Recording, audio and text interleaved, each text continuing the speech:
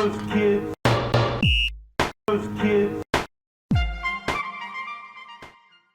Welcome to the Panavox channel. I'm Eric.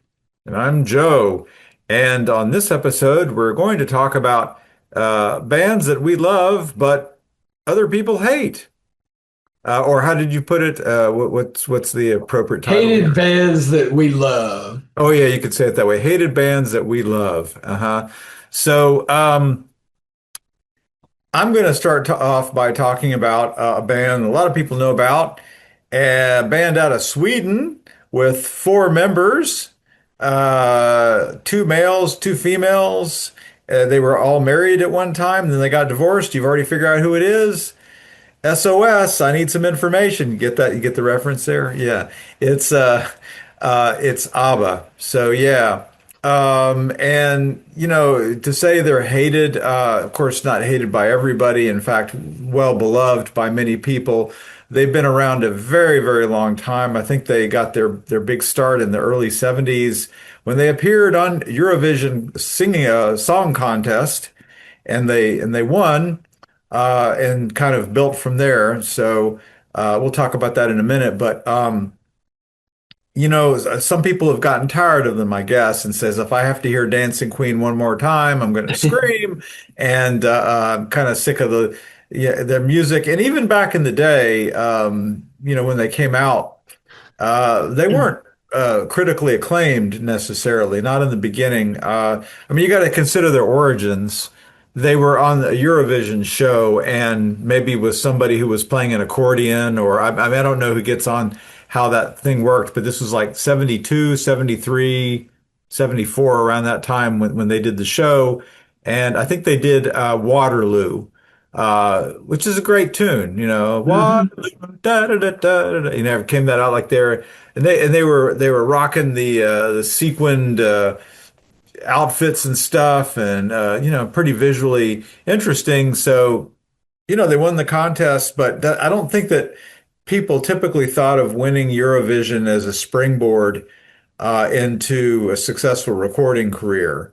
However, ABBA was not really like most of the bands that were on there. I think it's more like this. It's kind of like I thought ABBA was maybe too good to even be in Eurovision, uh, Mhm. because I mean, they were accomplished musicians. The two men in the band, Jorn Ulvaeus, I never know if I say his name right, and Benny Anderson, were really good musicians and still are. I mean, these are guys that know how to play classical stuff, and then the two ladies that were the singers, Agnetha Falskog, I'm sure I mispronounced her name, Annie Fried Lyngstad. Excellent vocalist, and there's a lot of chemistry there. They got married.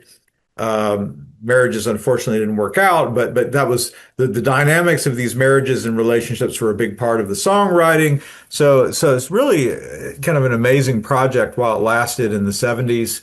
And again, but I feel like that they never really shook off the initial Eurovision experience, that there were just some critics that were never going to be able to see them outside of that type of perspective, which again, it's really unfair.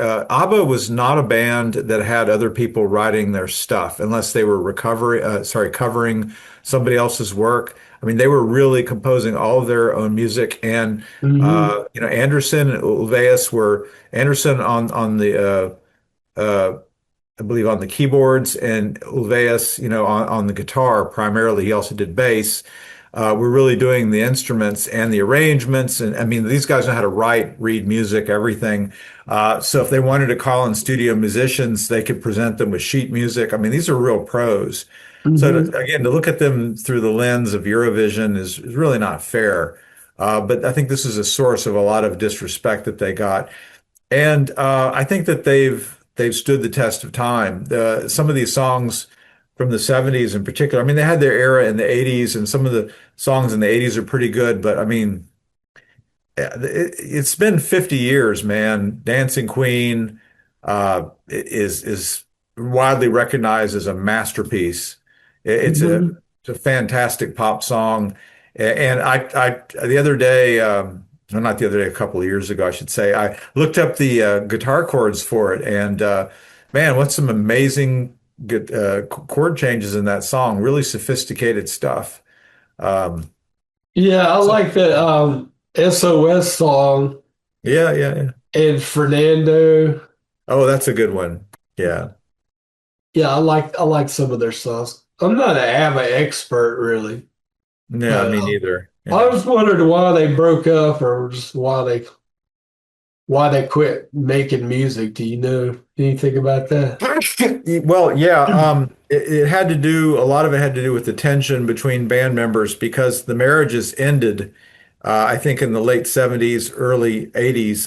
They weren't married all that long, just a couple of years. These were very stormy and unhappy marriages.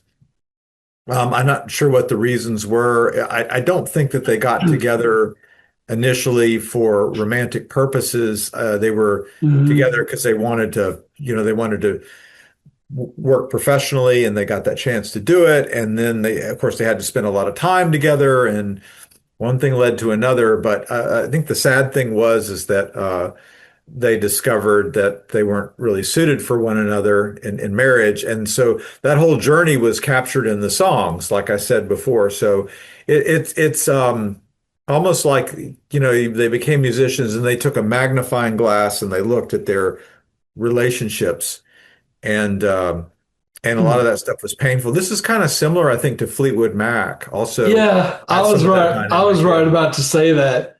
Yeah, I yeah, yeah. actually listened to their whole Tusk album today Yeah, yeah, yeah. just because I'd never heard the whole thing before. But anyway, that's a different topic. Well, That's a I really mean, good album, though. yeah, and, you heard the saying, people suffer for their art, and when you put a lot of suffering, a lot of blood, sweat, and tears into your art, then it makes it better. But in this case, they again, like with Fleetwood Mac, ABBA's documenting some of the terrible moments in their personal lives, and it comes through in the music, and that's. I mean, again, to take a moment of intense personal pain and disappointment and to make it into a really compelling pop song is no small accomplishment. Um, and they paid a big price, I think, for that type of music, just like Fleetwood Mac did. You have to wonder when you see these people performing these songs, they have to, you're paying them, I guess, to for them to relive these incredibly painful moments in their lives. It's kind of like when you turn into a song, you have to relive it again and again and again when you perform it live. I can only imagine what they're going through. But yeah, I mean, so I think I don't know. Maybe some people are uncomfortable by that. They don't like some of the emotional intensity of some of the songs. Do you It, remember the ABBA musical that they came out with, and they yeah, turned it yeah. into a movie? I was trying to remember the name of that movie or the musical that they Got made. Meryl Streep in it. Yeah, Yeah, yeah, I couldn't remember, but I did actually see the movie, yeah, and I don't remember that much about it. I've heard some negative comments from people about that online, but I I uh, I don't remember much about the movie, but I don't remember disliking it or anything. I thought it was kind of interesting. Like what I can remember from it seemed like it was okay. It had like a lot of musical numbers and people singing. I know that's like way out of vogue. Like yeah. movie musicals where the characters all of a sudden just burst into song, you know, for several times during the movie. And I know that's Yeah, just yeah. thought of as like a really antiquated concept. Yeah, kind of like Sound of Music type of style of. But I saw the ABBA movie musical and I was not, it didn't bother me or anything. I mean, I sat through the whole thing and apparently I enjoyed it, because I don't Yeah. have bad memories of watching it. Yeah. Well, I watched it too. I only saw it once, and my feeling is that the movie is a celebration of the music. so that Hmm. the acting and the storyline of the film is really secondary to the celebration of the music. It's just like they're not really trying to have a really deep um, screenplay or it's just again, I feel like that the whole film is just kind of a vehicle for celebrating the songs, and that's Yeah, okay. yeah. That's Like okay. a long music video or something. Yeah, Yeah, I think yeah. you're right. I think you're right. I don't think they're trying to make any kind of real heavy statement with that. No, Which no. is that's the way it should be for ABBA, I think. Yeah. ABBA.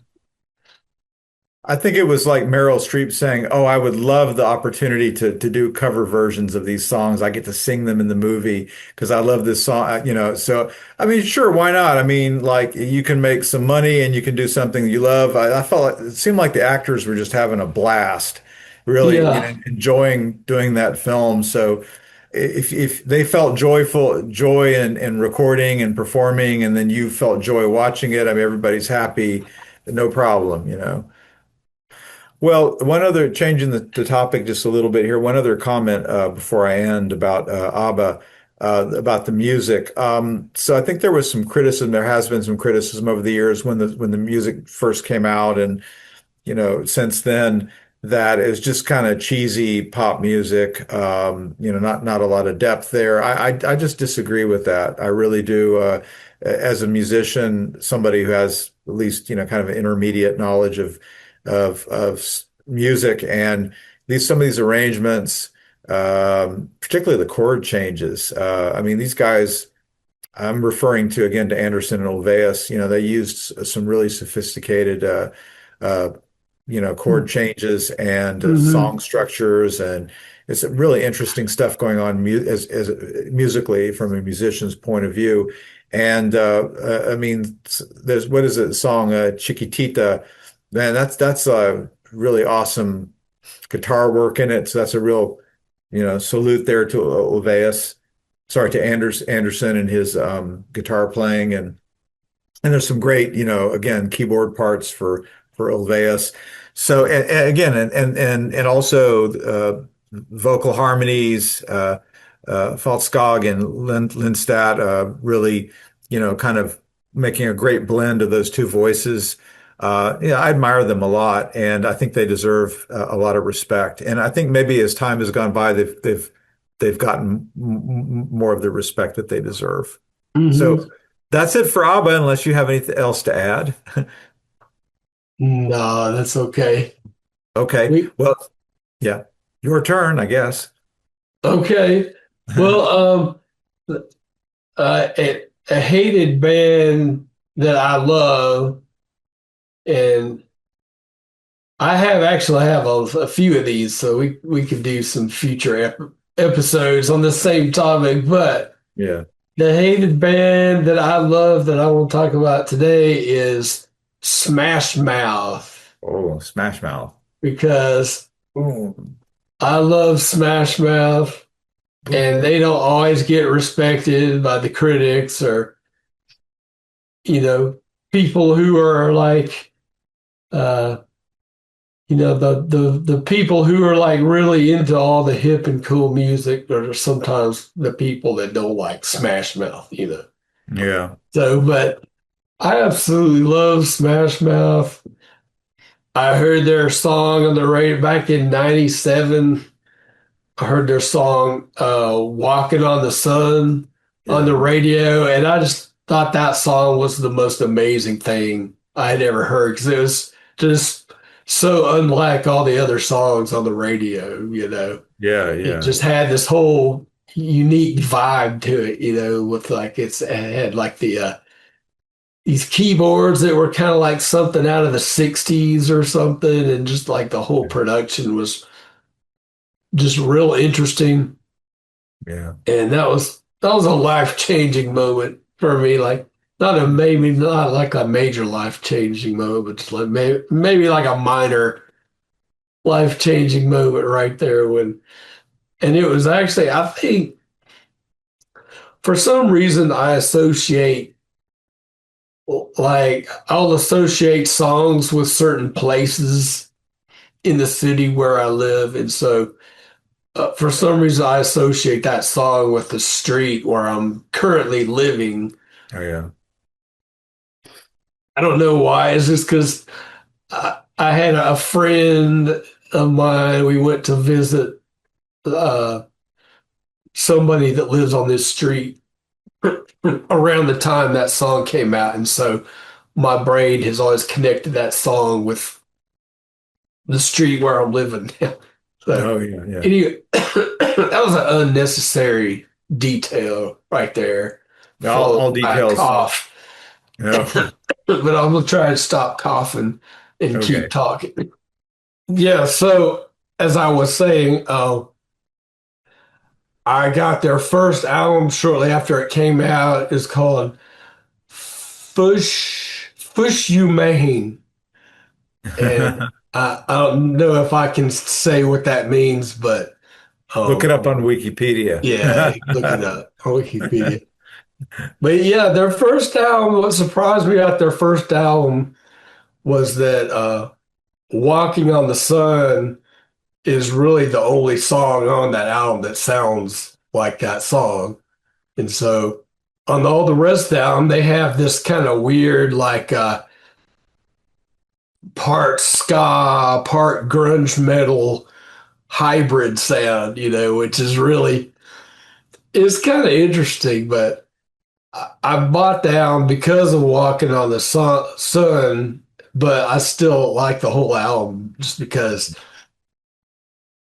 I maybe didn't like it at first, but I kind of grew to love it because it's just got some great lyrics and great melodies and stuff. And I love the song "Let's Rock" is one of my favorites, and the Fonz, like we Yeah, were talking about before yeah. we started recording. Yeah, the Fonz is just a really one of a kind of song. But Yeah, yeah. yeah, and what I love about Smash Mouth is that they've got fun songs. They're like real up tempo and happy, but they've also got some like more serious kind of songs and lyrics that they kind of some of their songs have kind of emotional impact. Yeah. I think In that addition, they're not just kind of being, they do kind of have this silly side to them, but they've also wrote a lot about just kind of feeling like an outsider and not really fitting in that well, and I can really relate to some of those lyrics.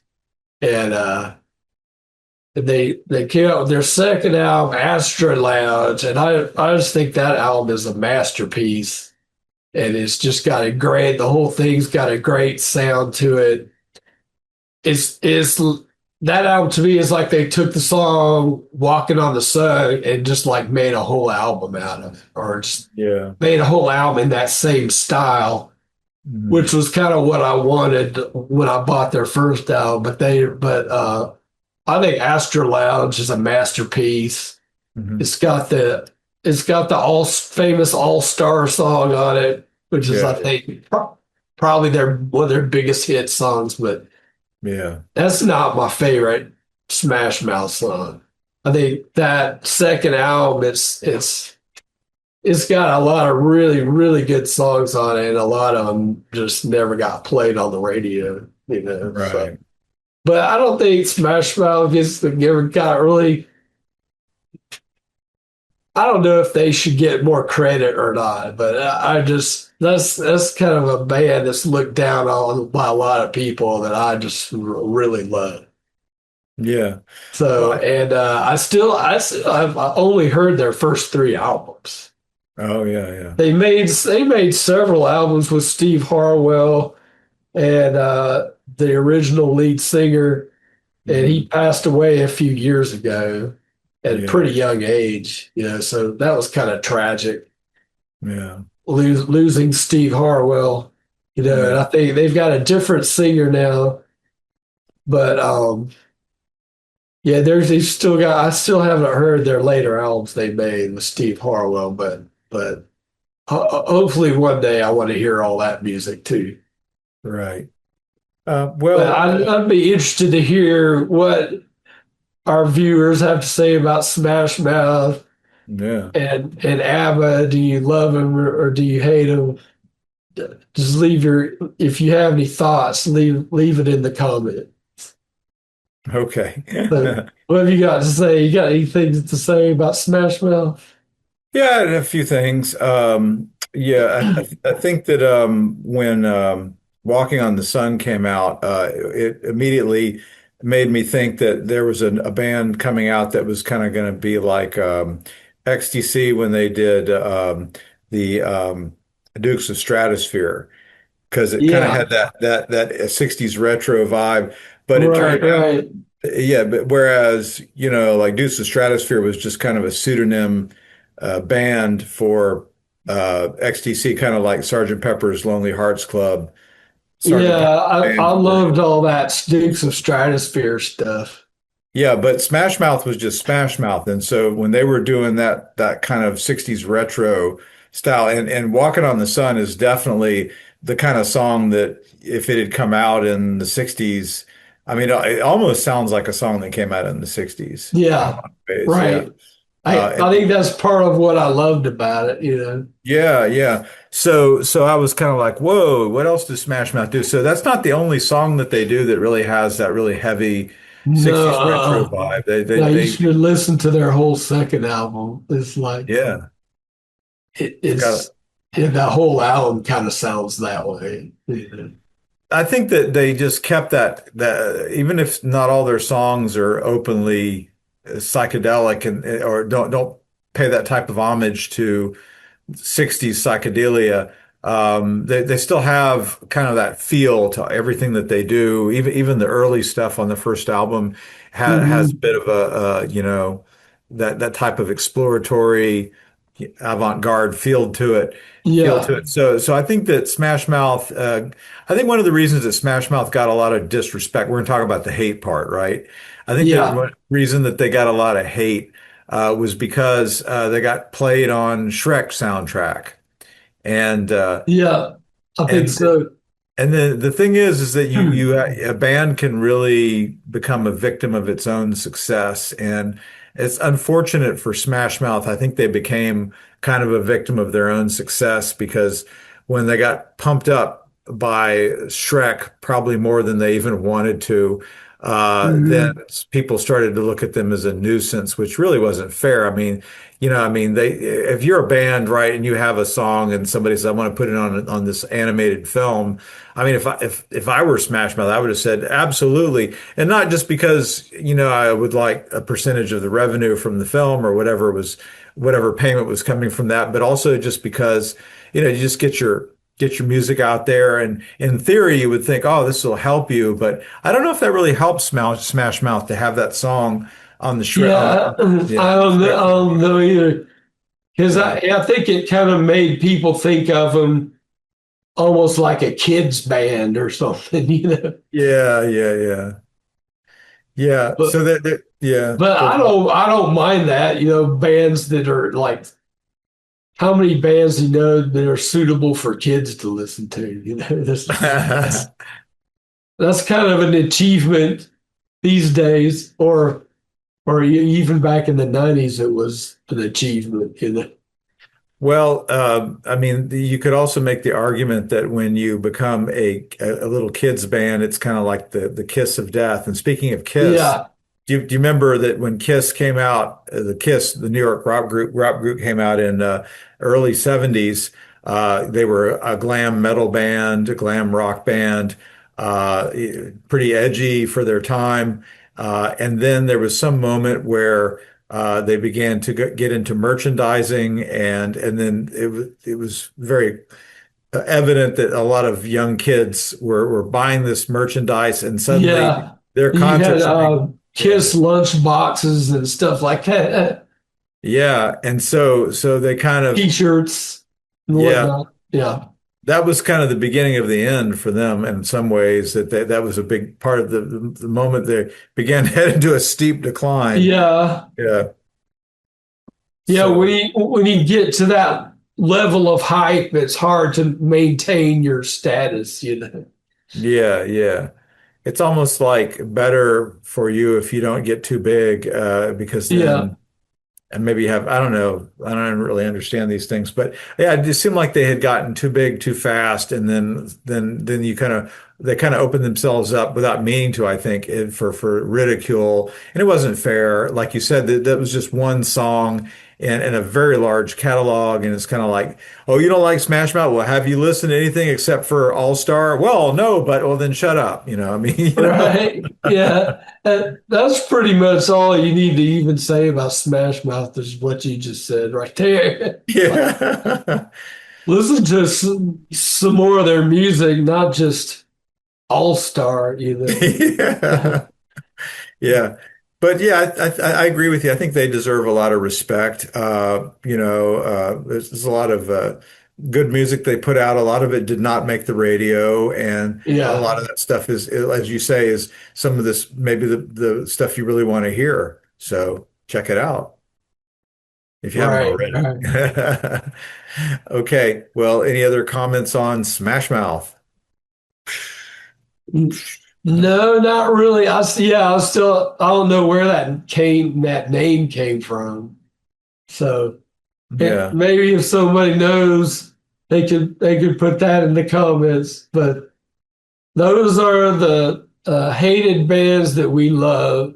And so if you enjoyed this and wants to do some more future episodes, maybe Mike can join us on one of those episodes in the future. But yeah, let us know if you enjoy this down in the comments, and we'll talk to y'all later. Okay. Take care. Bye.